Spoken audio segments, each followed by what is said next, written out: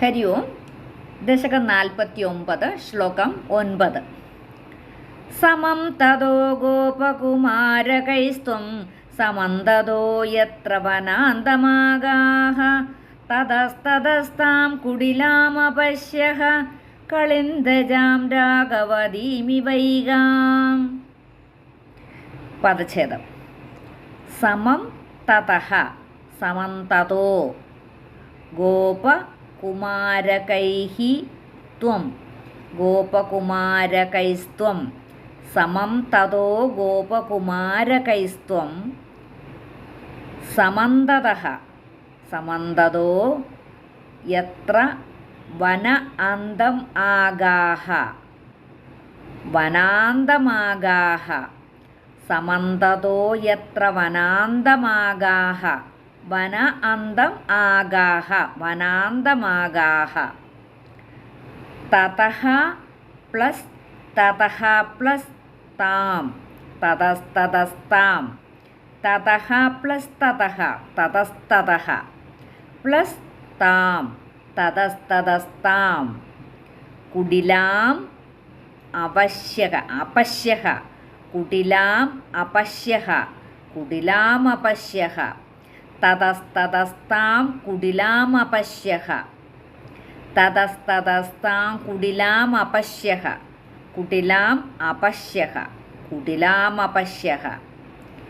കളിന്ദജാം കളിന്ദജാം രാഘവതീം ഇവ ഏകാം രാഘവതീമിവൈകാം രാഘവതീം ഇവ ഏകാം രാഘവതീമിവൈകാം കളിന്ദജാം രാഘവതീമിവൈകാം. സമം തതോ ഗോപകുമാരകൈസ്ത്വം സമന്തതോ യത്ര വനാന്തമാഗാഃ തതസ്തതസ്താം കുടിലാമപശ്യഃ കളിന്ദജാം രാഘവതീമിവൈകാം. ശ്ലോകം 9 അന്വയവും അർത്ഥവും. തതഃ ത്വം ഗോപകുമാരകൈഃ സമം സമന്തതഃ യത്ര വനാന്തം ആഗാഃ തതഃ തതഃ കുടിലാം താം കളിന്ദജാം ഏകാം രാഘവതീം ഇവ അപശ്യഃ.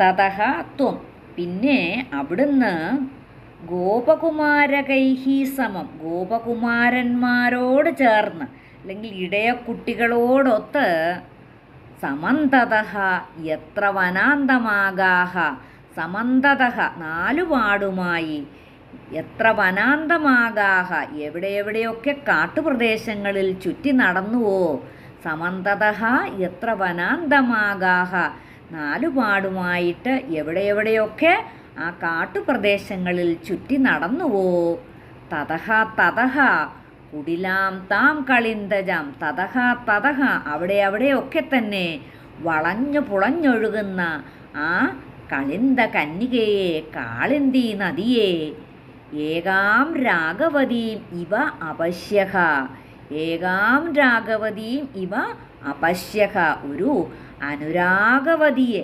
ഏകാകിനിയായ കാമുകിയെ എന്ന പോലെ കാണുകയുണ്ടായി. ആ വനഭൂമിയിൽ എവിടെയെല്ലാം നിന്തിരുവടി ഗോപകുമാരന്മാരോടൊത്ത് ചുറ്റിത്തിരിഞ്ഞുവോ അവിടെയെല്ലാം വളഞ്ഞു പുളഞ്ഞൊഴുകുന്ന കാളിന്ദി നദിയെ കണ്ടു.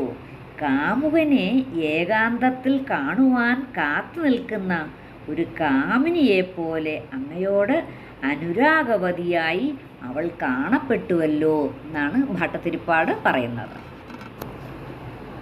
സമം തതോ ഗോപകുമാരകൈസ്ത്വം സമന്തതോ യത്ര വനാന്തമാഗാഃ തതസ്തതസ്താം കുടിലാമപശ്യഃ കളിന്ദജാം രാഘവതീമിവൈകാം.